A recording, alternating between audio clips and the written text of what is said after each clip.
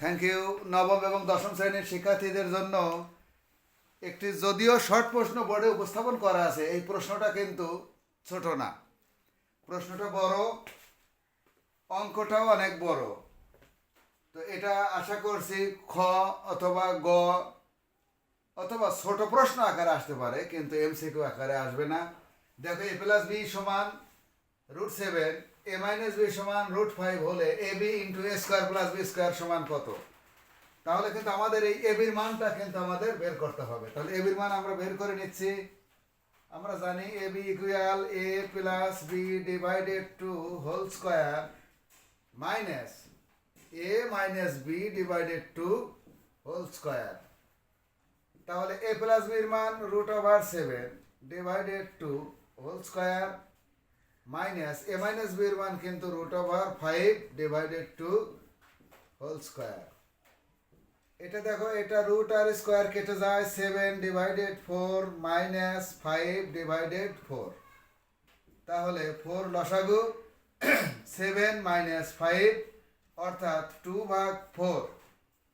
2/4 মানেই কিন্তু 1/2, অর্থাৎ কেটে গেল 2 দুগুণ 4, উপরে কিছু নাই 1।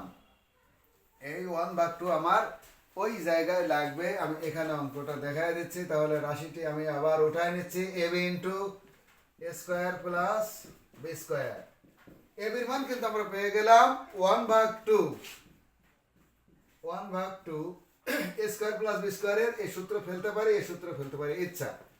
তাহলে কি a plus b whole square minus 2ab, second ব্র্যাকেটটা কিন্তু ক্লোজ করে দিতে হবে, হাফটা কিন্তু থেকেই যাবে। এ প্লাস বির মান কিন্তু √7 হোল স্কোয়ার মাইনাস 2 গুণন এই যে এ বির মান হাফ, এই হাফটা আমরা এখানে বসিয়ে দিলাম, হাফ। তাহলে দেখো এইটার এটা কেটে গেল, হাফ কিন্তু এখানে থেকে যাবে। এইবার কিন্তু সেকেন্ড ব্র্যাকেট আর প্রয়োজন নেই। তাহলে রুট আর স্কোয়ার কেটে গেল, 7 মাইনাস এই পাশে দেখো 1 ছাড়া আর কিছুই নেই, সব কেটে গেছে 1। তাহলে হাফ গুণন 7 থেকে 1 বাদ দিলে 6, এটা উপরের এটা নিচের, কেটে গেল 3 দুগুণ 6। তাহলে ওপাশে কিছুই নেই, টোটাল 3। এইটা কিন্তু আনসার এই অঙ্কের। ধন্যবাদ।